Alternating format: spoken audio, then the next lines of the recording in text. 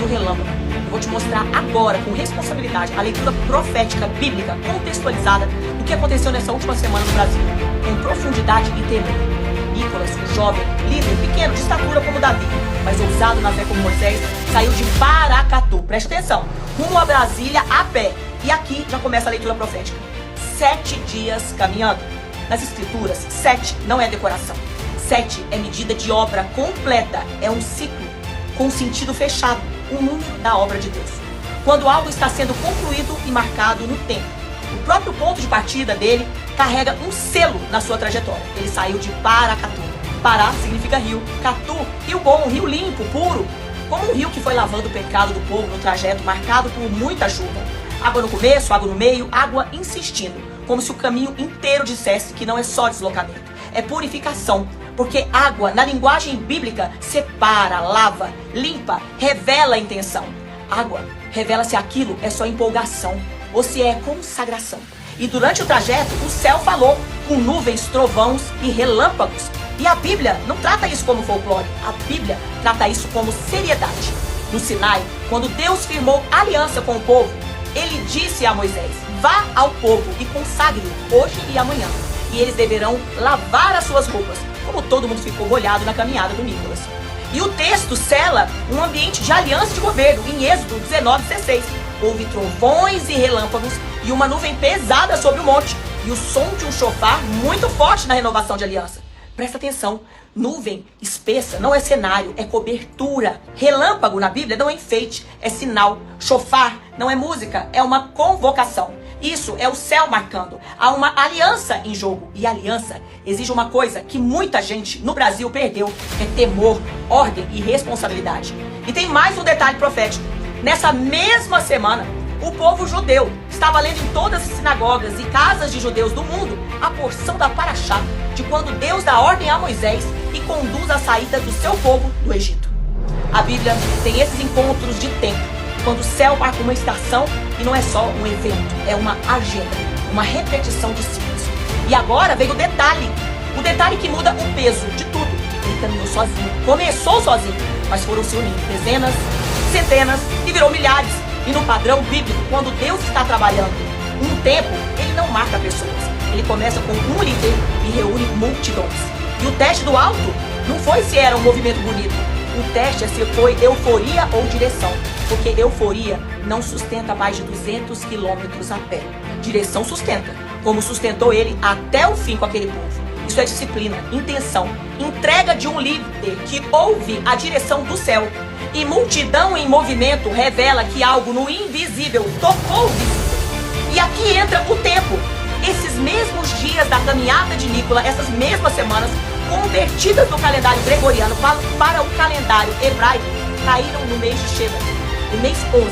Exatamente quando Moisés provou o coração do povo, lembrando como Deus os conduziu, e o que deu certo e aonde o povo falhou. Em Deuteronômio 1:3. No 40º ano, no 11º mês, Moisés falou ao povo em Shevat. E Shevat, o mês e a mesma data e a mesma semana de Nicolas, na leitura do tempo, teve a linguagem da chuva molhando a terra para fortalecer a raiz, preparando o nutriente para a próxima estação. Por fora, isso parece comum, mas por dentro é o invisível que está em movimento, como uma chuva que molha uma árvore e no devido tempo vai dar o fruto. É o mês bíblico onde Deus trabalha fundamento e ainda não se viu o fruto, mas a chuva traz o nutriente, um trabalho silencioso, mas real, para a próxima colheita. E assim, eles se lançaram a pé, porque andar na Bíblia é marchar, e se lançar é comparado a flechas, porque foi com o corpo, se lançou como flechas nas mãos de um guerreiro. Salmo 127, versículo 4. Flecha fala de direção, de rumo ao alvo, rumo ao propósito. E o Salmo declara que trovões e relâmpagos os acompanhavam. Enviou as suas flechas, lançou relâmpagos em abundância. Salmo 18:14. Flecha fala de direção, e eles foram rumo a Brasília. Relâmpago de resposta do céu. E o trono confirma que há um lugar de onde isso procede. Na visão de João em Apocalipse, do trono saíam relâmpagos, vozes e trovões. De onde saíam os relâmpagos?